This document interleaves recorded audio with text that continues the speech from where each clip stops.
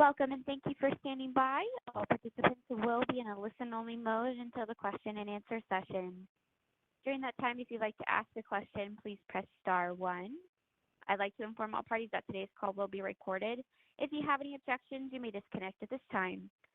I'd now like to turn the call over to your host, Ms. Tiffany Fairley. You may begin whenever you're ready. Thank you. Good afternoon. I'm Tiffany Fairley with NASA's Office of Communications. Following the previous wet dress rehearsal runs, engineers identified an issue with a helium check valve that was not functioning as expected, requiring changes to the test to ensure safety of the flight hardware. NASA is planning to proceed with a modified wet dress rehearsal test focused on using the ground systems at the agency's Kennedy Space Center in Florida to load propellant into the Space Launch System rocket's core stage tanks with minimal propellant operations on the upper stage. The team achieved many of the wet dress rehearsal objectives during the two prior tests, and the modified test will enable engineers to achieve the remaining test objectives critical to launch success. Due to the time needed to adjust loading procedures, testing is scheduled to resume with call to stations at 5 p.m. Eastern Time, Tuesday, April 12th, and starting Thursday, April 14th. The T0 will remain at 2:40 p.m. Eastern on the 14th. Here to provide us with an update are Tom Whitmire, Deputy Associate Administrator for Common Exploration Systems Development, NASA Headquarters, Charlie Blackwell Thompson, Artemis Launch Director, Exploration Ground Systems Program, Kennedy Space Center, John Blevins, SLS Chief Engineer, NASA's Marshall Space Flight Center, and Mike Serafin, Artemis 1 Mission Manager, NASA Headquarters. After brief opening comments, our speakers will take your questions. We'll begin with remarks from Tom. Tom? Thank you, Tiffany. Before I turn it over to our launch director, Charlie, and the chief engineer, Dr. Blevins, let me just say a couple things real quick. We've got a great team that have looked at the experiences that we had. I think Charlie did a great job talking about what we learned from the last test activity. Our team has sat down. We've gone through all that data. We have what we think is a very good path moving forward. It's kind of a step-by-step approach. We have completed a lot of the test requirements that we needed to get out of this wet dress activity. We have a few more that we're going to get to on Thursday. The Mega Moon rocket's in great shape. We're treating it very carefully, and therefore we're going to limit a few of the objectives that were coming up on Thursday. But for the most part, we're going to get a lot more data coming out Thursday. I'm very excited about that. Charlie will talk about the test and what we're going to be doing on Thursday. John's going to talk a little bit about what we learned with the helium purge system, and so you'll be able to ask him questions. And then Mike's going to finish it up with some more details about getting ready for the mission. So all in all, we're very comfortable with the path forward. We think it's a great path forward. We're learning a lot about this rocket. And any new rocket that comes forward in a new program like this kind of goes through these updates and understanding how the rocket performs, and that's the type of thing that we're going through right now. But we have a great team. They're really confident about what they're doing, and we're going to move forward, and we're going to do a test on Thursday. And with that, I'm going to let Charlie talk a little bit about that test. All right. Thank you, Tom, and hello, everyone. Our teams have been doing an excellent job since we last spoke to come up with the best plan to move forward for our next wet dress rehearsal attempt. As was mentioned in the latest blog post, we are looking at doing a modified wet dress rehearsal, which involves loading and draining propellant on the core stage, getting into our terminal count operations, and then doing some chill down operations on the upper stage. So we will be in a modified test configuration for wet dress. Our timelines for the test, though, remain the same because we want to validate our timelines and our ConOps, and so we didn't actually go in and take out any significant time out of the test itself. We believe that this is the best option moving forward. We'll talk a little bit about what got us here in just a few minutes, but we believe that we'll be able to meet the majority of our test objectives and provide us with a really good set of data prior to rollback. And so just to reemphasize some of the objectives that we have. We do demonstrate the cryogenic loading and drain operations on the core stage. That is one of our primary objectives, and we will do that on Thursday. We do intend to recycle back to T-minus 10 minutes and go through terminal count a second time. The piece of that we will be missing will be the upper stage portion of that. We also have already completed and activated our Launch Complex 39 and the KSC Launch Control Center in our launch countdown configuration, which is another one of our primary objectives, where we also demonstrate our ability to communicate with the design centers, the Eastern Range, and our flight control team. We have essentially completed that objective. We will, of course, get the terminal count part of that on Thursday. We also have a number of secondary objectives. As I mentioned, we've already demonstrated our successful launch control interfaces. That objective is behind us, and we will be collecting data on the Orion SLS and mobile launcher configuration in our cryogenic environment. So we'll be doing that on Thursday. So there's a number of our objectives that we will continue to, the ones that are partially complete, we'll get some additional data on them, and as I said before, many of our objectives have already been completed. A little bit about this particular issue. I'll describe it, and then I know John Blevins will provide some additional information on the issue that kind of got us to this configuration that we're in. So during our post-ops from wet dress run number 2, we did have some helium leakage was identified from a helium supply inlet fitting down in the mobile launcher base. And this was essentially, it provides, this control regulator provides helium control pressure to a reg that ultimately provides helium to the upper stage COPVs. And the team went in to do some troubleshooting on that. As part of that work, they ended up replacing the leaking component, and during that time, the COPV, they reduced the COPV pressure as part of that troubleshooting. When they had that part repaired and they brought pressure back up, they failed to see the expected pressure on the onboard, the COPVs or the helium bottles on board the upper stage. The team did troubleshoot that, and on Friday they were able to determine that it looked like the issue was on the flight side of the interface, and that's when the team began to look at the test configuration, and we began to make some modifications to the planning for the test on Thursday. And I'll talk a little bit, I'm sure in the questions, about what that test configuration looks like, but for now I'll hand it over to John and let him talk about the issue with the check valve. Hey, thanks, Charlie. First of all, let me just say that the vehicle is really in great condition. It's doing what we ask it to do, except for this one exception for this check valve. And so, just to emphasize, we had a pretty good test the other day, and I'm really pleased with seeing how the vehicle is responding. And I do also want to point out that I think these modified procedures and this modified WDR that we're about to do, the one Charlie just explained, really will cover a majority of the things that I've been interested in, the vehicle's interested in. We're going to do that core stage tanking. That's the huge new piece of hardware and the largest cryogenic tanks. It's going to check out a lot of software switching, even our APUs on the boosters. So there's a lot of objectives I don't think people see. It's much more than a tanking test. And as Charlie mentioned, there will be some work on the ICPS and the chill down. And that stage is a reliable stage. It's got some heritage history, and I think that information we're going to get will provide a lot of detail to lead us toward the next phase. But when we did that ICPS ICPS testing, as Charlie mentioned, after that ground system component was changed out, which really wasn't in the line per se. It was a dome load regulator, so it's outside of the normal line of the helium, but we needed to lower that helium. When we went back in, we did detect an inoperative check valve, and the way we did that is it just wasn't getting the right pressure drop, and then we did a reverse flow check. If you know what a check valve is a one-way valve. So a reverse flow check should just mean everything stops, and it didn't stop. And so we knew that check valve was not operating the correct way. Let me just mention and pause for a moment on check valves. We use the term valve a lot, and some of these valves that we use, like the pre-valves, for instance, on the core stage, we need a crane to hold them while we operate on them. This is a check valve. It's 1 1/8 inch in diameter. It connects to 2 1/2-inch lines. Nipple to nipple, it's 3 inches long. And so it's a very small part. You could put it in your pocket. It's also a very high reliability part.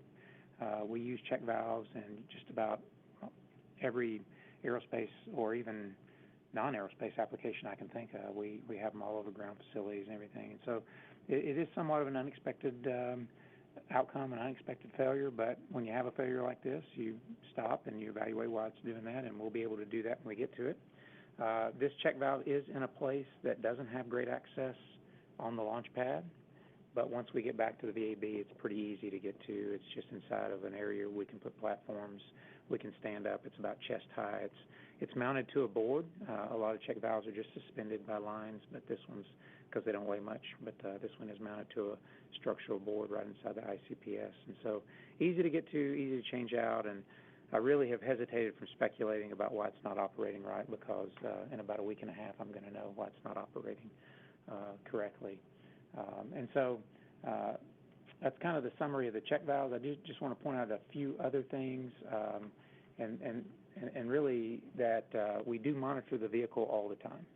And so this was pretty easy to find out when it occurred. While it's sitting out there on the pad, while it's been doing the PSET, the program-specific engineering testing, we've been monitoring pressures and temperatures as an EGS-SLS partnership. And so when we pressurized this system immediately after that component change, we knew that we had a little bit of issue. And so we set about to do a very thorough and detailed set of tests, and those tests clearly show that the check valve's not operating. And so, but I'm very confident that we're going to have a good test on Thursday with the modified procedures, and I think we'll learn a lot. And finally, we'll have remarks from Mike. Okay, good afternoon. I'll keep my comments brief, but I did want to provide a little bit of context for the wet dress rehearsal and put it in the broader context of the test flight program that we've got in place for Artemis. As you recall, Artemis 1 is an uncrewed test flight that is intended to set us up for a crewed lunar flyby on Artemis 2. So Artemis 1 is part of that test campaign, and it's part of a classic build-up approach. And as we learn things and experience issues, we account for them and adjust as necessary. And this is one example of that. The team has worked through a number of challenges thus far, as we've discussed in the past 2 weeks, as well as prior to that, and has handled each and every one of them with grace while under pressure. The team right now is focused on taking the necessary time to get this upcoming test right, and we thank each and every one of you for your patience as we work through these challenges. I can say that these will probably not be the last challenges we'll encounter, but I'm confident that we have the team, the right team in place, and the ability to rally around those problems and overcome them is something that we take pride in, and we absolutely have the right people in place to do. So that's my comments. I'll turn it back to you, Tiffany. Thank you so much, Mike. We'll now begin the question and answer portion. Please remember to stick to one question and identify to whom it is directed. If we have time, we'll allow reporters to ask a second question. You can enter *1 on your phone to be entered into the queue at any time, and you can enter *2 if you'd like to be removed from the queue. Shortly after we conclude, you can listen to a replay of this teleconference online. We'll begin with Bill Harwood from CBS News. Yeah, hey guys, it's Bill Harwood, CBS. I just want a little clarification of what the big picture objective of the test was. I think a lot of us were under the impression you really did need to fuel up the whole thing. And John, I realize you're testing lots of stuff besides just tanking, but our impression was that you were going to gas it up and take it down to terminal count. How is it okay to not test the second stage in that same way?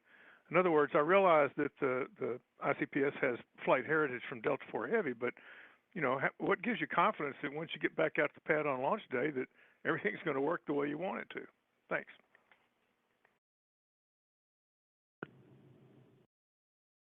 Well, let's see, Bill, I'll give you a perspective on this particular question. So the wet dress rehearsal was about a number of different things. It certainly was about loading cryogenics in the core stage. It was about loading cryogenics in the upper stage. It was about testing out the Launch Control Center, all of the GSE, our sister control centers located at Johnson and at Marshall, and making sure that we are all able to operate along the timelines and in a day of launch environment. And so given that we have this particular challenge in front of us, what the team has done is looked at what of those objectives can we go and accomplish without loading the upper stage. So we want to get as much data as we can while we're at the pad. Once we get this data, the data will lead us and tell us what we need to do next. Yeah, Bill, I have to agree. This is Tom. I have to agree with Charlie. We went through something similar at Green Run where we had a lot of test data. We went through some tanking activity, and we made a decision to go into a hot fire opportunity if we were successful in completing the final tanking. I don't know where we'll end up on this one. We really need to get to the test on Thursday to see what we find out from the testing. We also need to get the vehicle back in the VAB to see what we see with the helium purge system. But if you go through, and Charlie's mentioned, there's a lot of the objectives that we had established before we started this process that are either accomplished at this point or will be accomplished as we go through the test. I don't think we're ready to really state one way or the other what we think the next step's going to look like. I think we really do need to do the test Thursday. We will introduce cryogenics up to the area, but not into the tank. We'll look at the performance of the vehicle. We'll look at the performance of our ML system and our LCC, and we will go through a terminal count sequence and get a lot of things accomplished. And then I think what we'll do is that we'll take that data, take the valve that John talked about being small enough to put in your pocket and take a look at that, make sure we understand what's going on with the valve. And then I think that's the right time to kind of think through what our next steps look like. But right now, I don't think we're ready to do that. I think we need to go through the test on Thursday. And I know, John, do you have any additional thoughts on that? Or?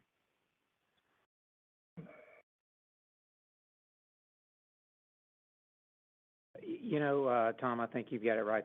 We're going to do a lot of testing, and the data is going to lead us, as Charlie said. We're going to do some things up there on the ICPS that are unique to this ground system. And that data will be invaluable in making the next decision. Thank you. Next, we have Irene Klontz, Aviation Week. Thanks. Dr. Blevins, could you go through the structure of what this system looks like from the mobile launcher up to the ICPS and where the COPV bottles that can't be pressurized are located and how many there are and how many are then affected by this check valve problem? Thanks. Yeah, and let me make one correction. We may have misspoke or misled you guys. There is pressure in the COPVs. We can pressurize the COPVs. We have a faulty device in the system, and that's caused us to use caution because the whole point of wet dress is to decrease risk. And at the point where you start adding risk to the hardware is when you stop adding functions to WDR and you might take them away. So we do have pressure in the COPVs. In fact, that pressure in the COPVs is providing purge gases to the RL10 engine in the ICPS at this very moment. So we probably misled you that the check valve is not failed closed. The check valve will not stop reverse flow. And so we have decided to quit adding additional pressure, if you will. We're adding a consistent flow rate through that check valve to maintain COPV pressure sufficient enough to purge our engines and do other functions. And so just as a point of clarity there, let me explain the system, though, since that's the question.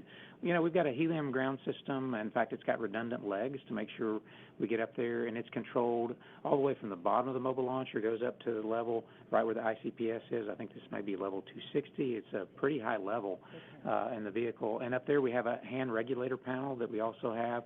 That goes to a flex hose that goes to a QD, the quick disconnect valve. We've got one of those on the ground side. We got one of those on the rocket side. And then the rocket side itself is simple. It's got the QD that connects to that ground side. Then it's got the check valves. Then it has the bottles. Now, when it leaves those bottles, it goes to various functions. And every one of those functions has filters. They go through regulators in order to supply helium gases to different operations. It can be valve operations on the vehicle. It can be when we evacuate the oxygen tank on a wet dress rehearsal, we'd be using helium, and it's that increased demand is why we're not adding that particular propellant in this test to any substantial amount. And then it also goes, as I already mentioned, continuously in our current state to the RL10s to keep them dried out as a purge. And so I think that hopefully that described it well enough to you. It's really not a complex system. It's really a pretty simple system. Thanks. And how many bottles are there? Oh, my. I think there's 6. How many? 8. The 8 8. models. 8, thank you. Yeah. Thank you. Thank you. Next, we'll have Eric Berger with Ars Technica. Hi, thanks very much for doing this. A couple of questions kind of about the sort of the timing here. First of all, we haven't talked a whole lot about the secondary payloads, but I think they were installed last July. And I'm just wondering how they're doing, the batteries on those holding up, that kind of thing. And then second of all, could this valve problem be delayed? I know you say you don't want to talk about sort of causes or anything like that, but, the ICPS has been there for about 4 years, and so I'm wondering if you start to worry about these kinds of shelf life concerns with this vehicle. Thank you. Yeah, Mike, I think you could probably answer the CubeSat one, and I can answer the vehicle life. Yeah, Eric, on the CubeSats, the secondary payloads, we are doing fine on those. Prior to rolling out of the VAB, we did a top off of the battery state of charge, so that was in the February time frame, and we keep track of the battery state of charge based on the battery characteristics and predicts, and we've got ample margin here. But if we needed to, we could top off the battery state of charge again once we get back in the VAB. Tom, I'll let you handle the other question. Yeah, and Eric, it's a good question on the limited life. We're tracking all that, as I'm sure you're aware, both the vehicle and for Ryan and the rocket and other related systems. And right now we have plenty of margins. That's not really something that we're seeing as being a limiting factor, and certainly something that wouldn't change our thought processes at this point. We feel like we need to be more focused in on the plan. We've got, I think, well into the fall, and then we have options in the fall if we need to look at specific systems and extend the life. That's a standard practice that we've had to do before. It just means you have to sharpen your pencil and look at the actual environment that the hardware is seeing and kind of do some more math. So I think we're okay. We really don't see that as the limiting factor at this point. Certainly the fact that what we're seeing, for example, with the check valve is really the first thing we've seen on the vehicle during this flow that's really kind of a flight side item, and everything else has just been, valve in the wrong place and things of that nature. So I think we're still feeling very confident about this path forward. But Dr. Blevins, I don't know if you have any additional thoughts. Obviously he's the chief engineer for SLS, so you can just add anything I'm missing at that point. I don't think shelf life on this component should be a factor whatsoever. Tom, you covered it very well. There's a lot of components that we track. We track all of them with the shelf life.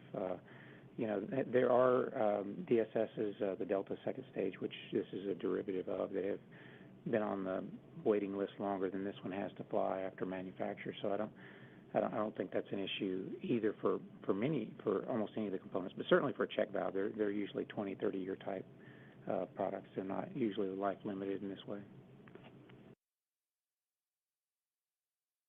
Thank you. Next, we'll have Jeff Faust with Space News. And specifically, what test objectives will you not achieve with this modified flow for the wet dress rehearsal? And what fraction of the overall test objectives is that? And do you have alternative means of collecting the data you would need to meet those test objectives outside of the wet dress rehearsal itself? Thanks.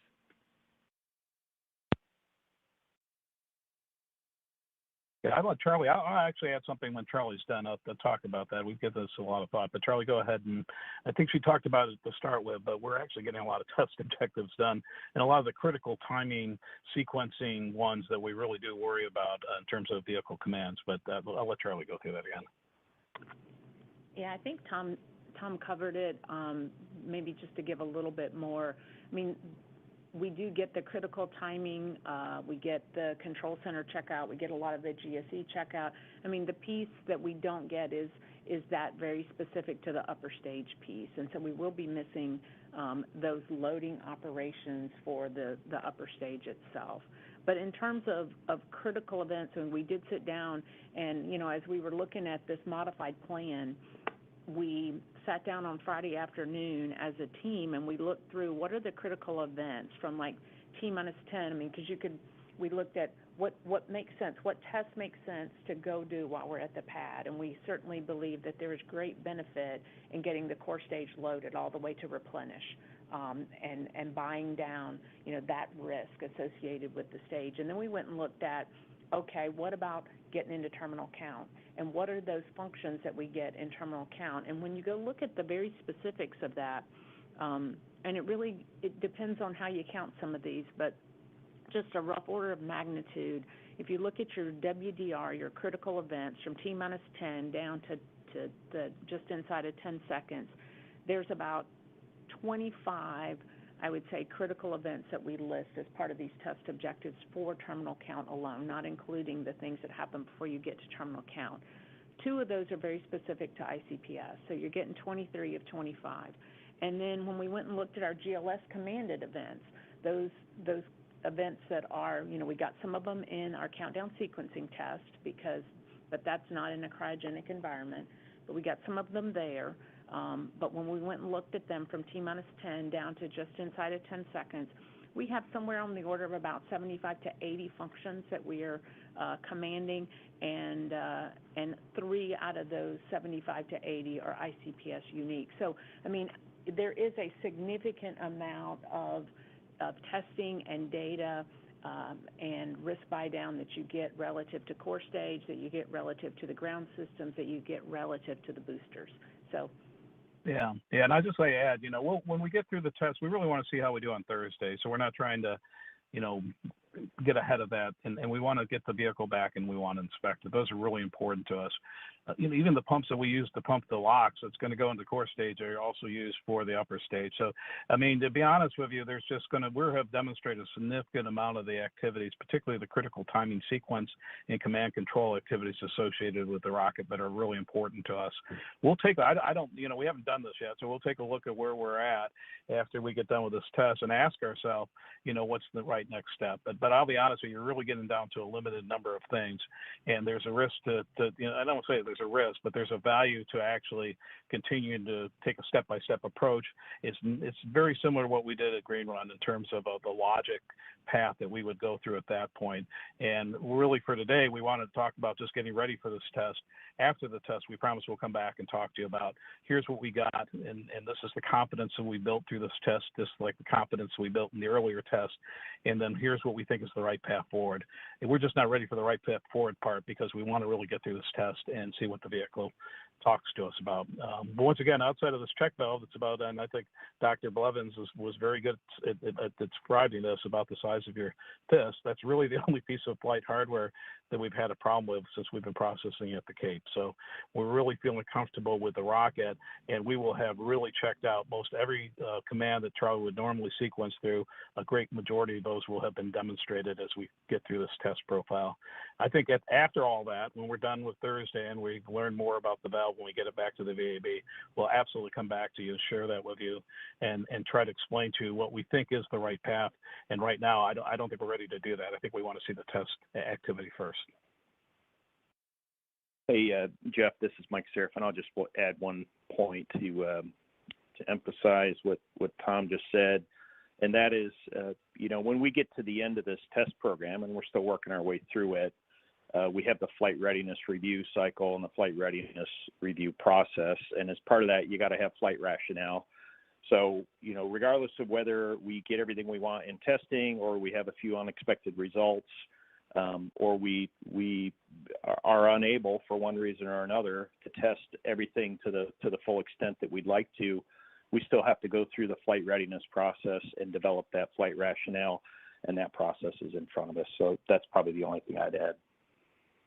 Yeah, and the only thing is we have many systems in place to protect the vehicle throughout all these activities. So I just think we need to wait. I mean, but I think we'll be able to talk more about that when we get through Thursday. But we're really comfortable with our systems. We're comfortable with our safeguards. Up to now, they've done a fantastic job.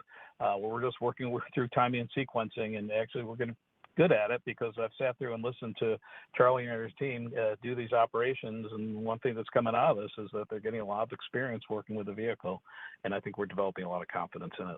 So. Thank you. Next, we'll have David Curley with the Discovery Channel. Thanks very much, everybody. John, I'm guessing that these valves are after the bottles, not before the bottles. And Tom, you said you've learned a lot about the vehicle. Is it a finicky vehicle? Is it a solid vehicle? What's your assessment? Yeah, I'll let John talk about valves. And we can't get too specific about the design, so I don't know how best to answer. Don, I'll let you handle that one, and I'll talk about the vehicle. Well, this one's an important one I think everybody would want to know. And the check valve is before the bottle. The point of the check valve actually is for when we depart on launch, that we don't leak any. In fact, we have double sealing. The QD itself seals the quick disconnect and the check valve, and it prevents the bottles from being evacuated during ascent. And that's why we have that double redundancy. So it's between the bottles and the outside skin, if you will, the QD of the check valve. And it's really kind of a tight, pretty quick area. I mean, it's just QD, check valve, bottles, and lines in between. That's it. So simple setup. Yeah, we're feeling pretty good about John and I both have a lot of experience with the hardware that is on the vehicle. A lot of this hardware was derived from the shuttle program in terms of its design. It's been modernized. It's performing very well, actually. Literally, this check valve, of all the valves and all the electronics and all the other hardware on the vehicle, it's the first thing that's really been on the flight side that we've seen since we've been processing at the Cape. We've had a little things. A lightning strike, obviously, is something you don't predict for. It was a very unusual thing to have happen right before wet dress. We had a fan go down. That's a ground system fan. There's a valve that wasn't in the right position. I mean, these are not anything to do with the vehicle. And they're the type of things you kind of get through as you go through a first-time activity. But in terms of the Mega Moon rocket, it's really doing very well. It's not finicky. It's a great rocket. One check valve is really the only experiences so far, and we're actually very happy we spotted it. The one thing about this business is you take this as a gift, that you've seen something, we want to learn more about it, see if there's something we need to understand here. As John said, it's not something we would have expected to see. And anytime you run into a situation like that in our business, you accept that as a gift, that was a great thing. This is why we test. That's the purpose of these test activities. All the monitoring we do, all these experts that we have, is to look for these type of situations, spot them, and get them corrected. So I'm very grateful that we're actually aware of the situation, and now we know we can correct it. Thank you so much. Next, we'll have Emery Kelly with Florida Today. Hey, folks. I think you actually kind of maybe just answered that a little bit, but and perhaps this is kind of a strange question, but if the rehearsal had went perfectly, that's one thing. But is it? And I don't want to use the word better, but is it almost better that something came up, from an engineer's perspective, working on this rocket all this time? Is it sort of preferable that things are coming up and you can kind of see what they are right now? Thanks. I'll let John answer that, but in my opinion, yeah, I think that's actually a good thing. John, go ahead. Well, certainly you don't want to have failures in flight, and that's why you test on the ground, right? And so that's true. Now, in this case, we do have redundant systems, but I mean, I can't say I'm pleased that we have a broken part, but I am glad that we caught it when we did, before we got into any operations that would be compromised by having a broken part. So yes, whenever something breaks, but that's why we do these thorough tests before we get out there to the pad, and that's why we have launch commit criteria, and why we have different checks all the way through count, whether that's a wet dress or whether it's just an engineering test in the VAB, and so there are things like this that come up in a system that has a lot of components. You keep the systems as simple as you can because that promotes mission success, but yet because of the complexity of the mission, that does drive a lot of components, and sometimes they fail, and we monitor all the critical ones, and I'm glad we caught this. Yeah, and I think Charlie speak good to. We maintain a really positive attitude about this stuff. It may seem almost a little unusual, but this is really important, that if you're going to fly these type of vehicles for the first time, you really have to have a learning attitude, let's see what we've got type of thing. And I think that's what I'm really proud of the team for too, that this is really a mentality that you have to maintain, that as you go through this, take it a step at a time, look at the data, see what it tells you, try not to judge it prejudge it one way or the other, but really let the data kind of drive you in a good direction. And I think this team has done an outstanding job with that. The plan we have right now will help us get that much farther along. I mean, Charlie, you've been doing a lot of operations. Any thoughts on this, or?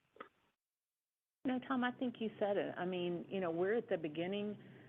This is the first flight of a program that, is intended to last for years, to take us back to the moon, to accomplish amazing things, and one day to go on to Mars.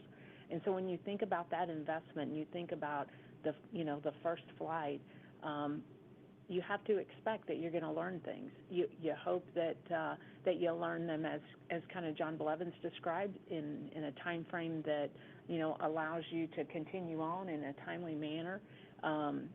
But learning is part of it. You can't have a first flight and not have some learning. And so what do you do when something happens? I mean, you adapt. You look at the data, you develop a plan, you adapt, and you let the data lead you to the next step. And that's what we're going to do in preparing this amazing vehicle to go fly.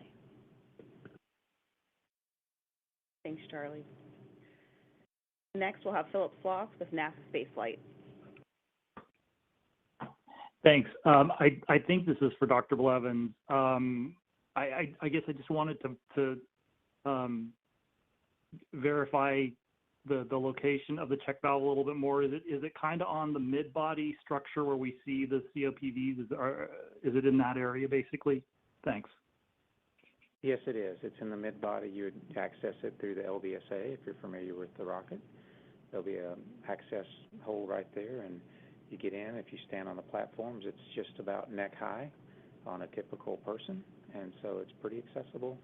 And you're right, it's right there in the mid-body. Thanks so much. Next, we'll have Stephen Clark with Spaceflight Now.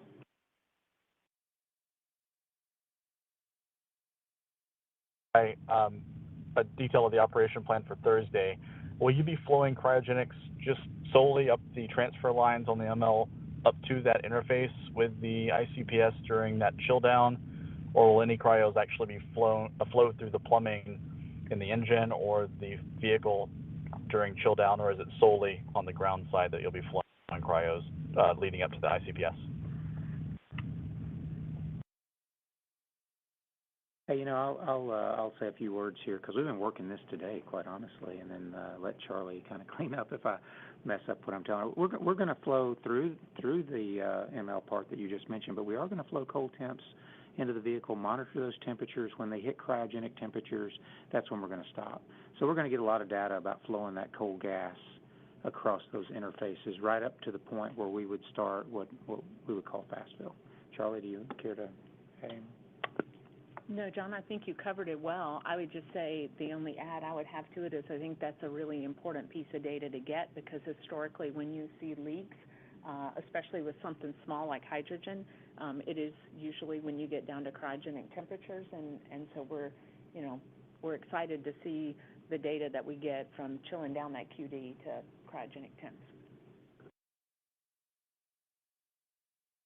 Thank you. Next, we'll have Jim McKenna with Aerospace Tech Review. Thank you.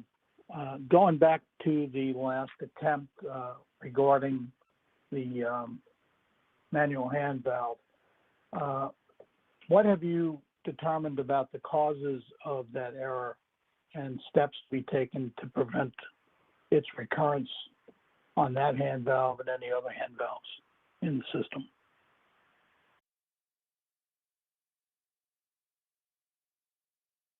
So we have, as part of our walk-down, our system verifications, we have enhanced the walk-downs and the verifications of each of those, not just on the LH2 side, but across our systems, and we'll be talking about that tomorrow at the pre-test briefing. We've also added some verifications in this particular case. There are some things that we can do to ensure that we are in the proper configuration, and procedurally we've added those in as well. Thank you. Next, we'll have Christopher Kokinos with Astronomy Magazine. Yeah, thank you. Appreciate the updates and good luck this week. I have Actually, a logistical question. I think it's Tiffany, the PAO here on the call. But once the wet dress rehearsal is over, will you have a summary, like a bullet point summary of the key nominal findings and some of these off nominal events? I'm just wondering if that might be possible. But for Charlie, I want to make sure I understood your earlier response. The two main things that we're not going to be seeing are, if I'm following this correctly, are the loading operation, right? Complete loading of the upper stage. And then I think you said there were 3 commands for the upper stage that won't be tested. So I just wanted to check to see if I had that correct. Thank you.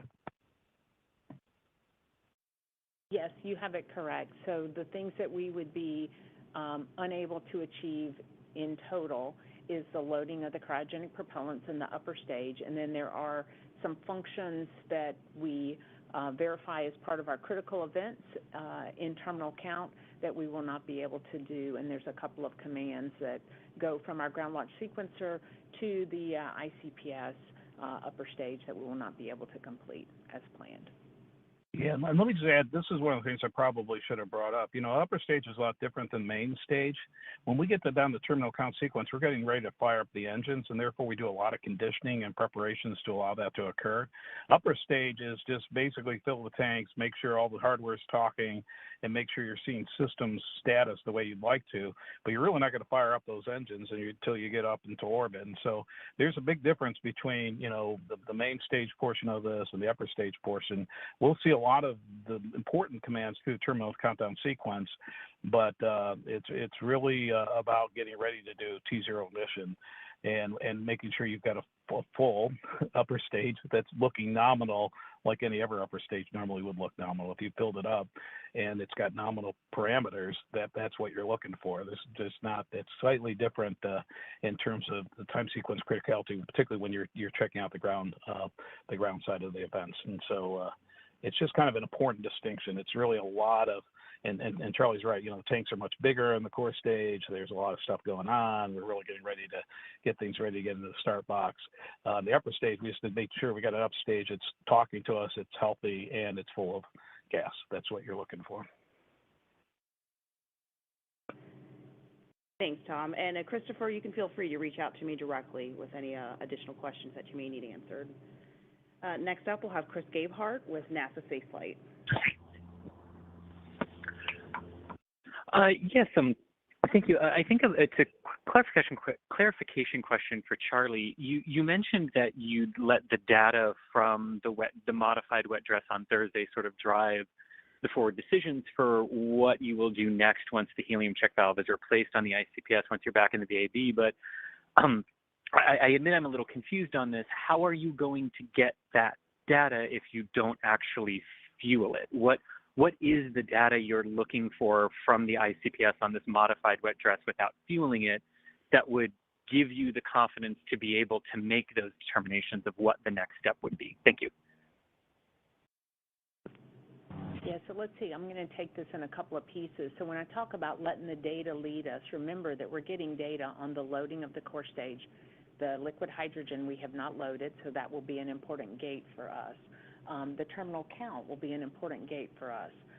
There's a number of, as I said, there's about 75 to 80 functions commanded from the ground that are all very dynamic in the terminal portion of count. That will be data that we get that will inform our path forward. So it's not just about the data that you don't get relative to ICPS. It's really about the data that you get on the boosters. It's the data that you get on the core stage. Again, there's a lot of dynamic test and activity that happens in terminal count. And so we want to, so it's about that piece of data. And we'll take all of that. We'll take the data for the systems that work exactly as we expect them to. We'll look at where we get in terminal count. We'll look at the data that we didn't get, that we plan to get as part of this. And we'll take all of that that data, and we will go through and, like we do any other kind of issue, right? We'll sit down, we'll look at, you know, what is the information that we have, what is the information that we're missing, is there an opportunity to get it in some other way? If the answer is no, then we'll look at the risk associated with that, and we'll put a plan together to address that. Thanks, Charlie. Next, we'll have Ken Kramer with Space Up Close. Hi, thank you. Yeah, I want to follow up on this upper stage. I'm curious, it sounds very much to me like you may very well have to do another wet dress rehearsal after you replace this valve. So related to that, I'm curious to know if can you do just a loading of the upper stage, or do you have to first load the core stage before you could do the upper stage? And if you could do just the upper stage, would there be any value to that, maybe not rolling back to the VAB again? Thanks. Yeah, hey, I'm going to echo something Charlie just said before we get started, and I know engineers come across negative, so I want to say this vehicle's doing great. It's doing what we asked it to do once again. But first of all, you know, we're calling it wet dress, and so we're focusing a lot on propellants and liquids here. There are so many things we're checking, and most of those answers that we're looking to get aren't yes or no. They are, what is the temperature at this interface in these conditions, and how does that validate our model to expand that to the full flight envelope that we might launch? And many of those questions will be answered for ICPS when we flow these cold propellants across the QD to the point just getting to fast fill. Now, to answer your other specific question, so I guess one, I don't think I can answer, and Charlie's not answered, and I don't think any of us should answer what the data is going to look like to tell us whether we should do another wet dress. And we're ignoring a preponderance of the systems here when we focus on ICPS that may tell us whether we need to do another wet dress or not. It's really not that if that missing data, I'll just say if that missing data were the only missing data and every model acted perfectly, I think we would look long and hard at whether we needed to or not. But there's a lot of information we're going to be gathering on Thursday. So, but to answer your specific question, we would need to do operations on the core stage tanking in order to tank the upper stage, your second question. Thanks, John. And we've got time for one final question, a follow-up from Irene Klotz with Aviation Week. Thanks, Tiffany. If everything goes as planned on Thursday, what's the nominal timeline to roll back to the VAB? And can you just refresh our memories of the windows for Artemis 1 launch in June, if that's still an option, in July and August? Thanks. Well, let's see, Mike, did you want to talk about the windows, and then I'll talk about the timeline for rollback? Yeah, I can do that, Charlie. So for the June windows, we've got, I'm looking at my data table here, Irene. We've got June the 6th through the 16th. That's the June or the early June window. We've got June 29 through July 17. That's kind of the late June, early July window. And then if you want to look out even beyond that, we've got a window starting in late July, July 26th through August the 9th. Those are the next launch periods where the Earth-Moon alignment supports our the physics and the vehicle's ability to get there and get home safely.